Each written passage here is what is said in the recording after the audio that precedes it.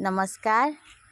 আজি মোৰ মায়ে খেতিৰ পৰা বাংগি উঠাই আছে। পাহাৰী বাংগি হয়।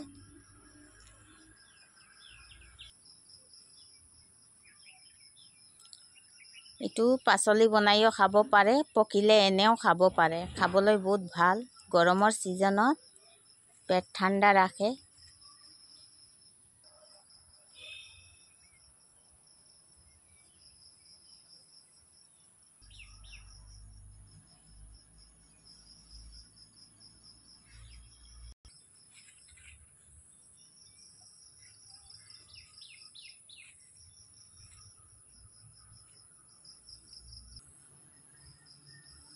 এইটো কোনে কোনে ভাল লাগিছে আপোনালোকে লাইক শ্বেয়াৰ কৰিব আৰু কমেণ্টৰ মাধ্যমত জনাব।